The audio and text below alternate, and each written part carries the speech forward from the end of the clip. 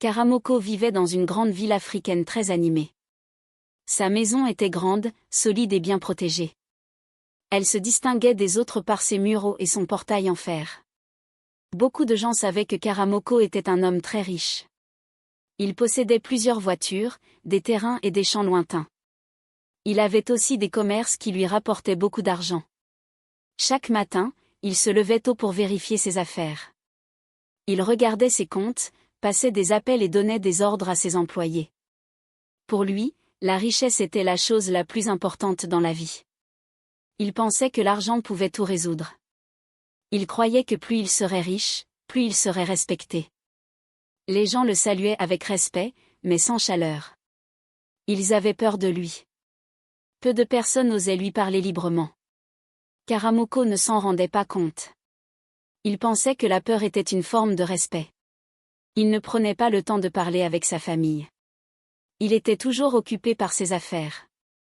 Pour lui, réussir signifiait seulement gagner plus d'argent, encore et encore.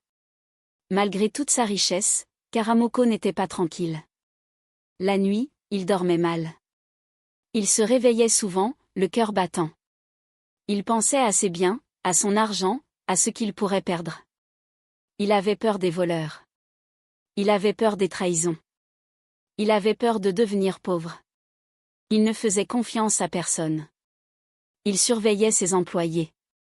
Il soupçonnait ses voisins. Même ses proches ne se sentaient pas en sécurité avec lui. Sa grande maison était silencieuse. Sa femme parlait peu. Ses enfants évitaient de lui poser des questions. Ils avaient peur de sa colère et de son regard dur. Karamoko vivait entouré de richesses, mais seul.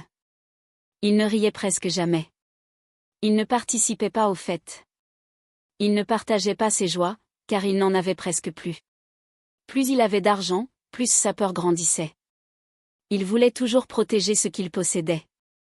Sans le savoir, cette peur détruisait peu à peu sa paix intérieure. Un jour, alors que le soleil était très fort, un vieil homme pauvre s'arrêta devant la maison de Karamoko. Il marchait lentement et semblait fatigué. Il demanda simplement un peu d'eau. Karamoko le regarda longtemps.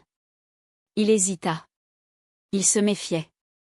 Il pensa que cet homme pouvait avoir de mauvaises intentions. Finalement, il accepta et demanda qu'on lui donne de l'eau. Le vieil homme but tranquillement. Son visage était calme.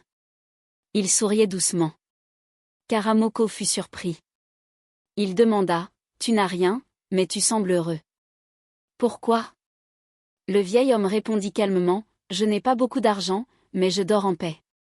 J'ai des amis, je partage ce que j'ai, et mon cœur est tranquille. » Ces paroles étonnèrent Karamoko. Il n'avait jamais pensé de cette manière.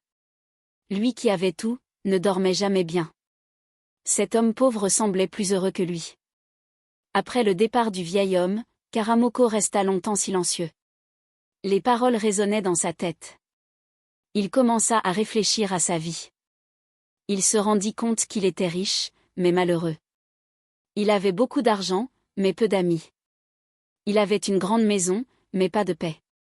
Il comprit que sa peur venait de son attachement excessif à l'argent. Il voulait tout garder pour lui. Il ne partageait pas. Il ne faisait confiance à personne. Pour la première fois, il se demanda si l'argent était vraiment la clé du bonheur. Il pensa à sa famille, à ses enfants, à leur tristesse silencieuse. Cette réflexion lui fit mal, mais elle ouvrit ses yeux. Il comprit que quelque chose devait changer s'il voulait vivre en paix.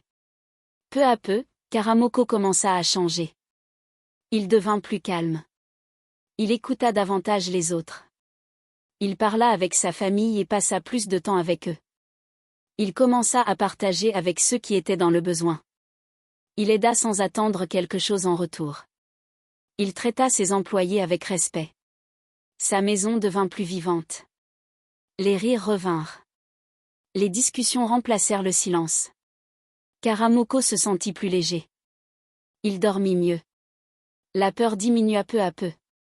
Il comprit enfin que la vraie richesse n'est pas l'argent, mais la paix du cœur, la confiance et les relations humaines.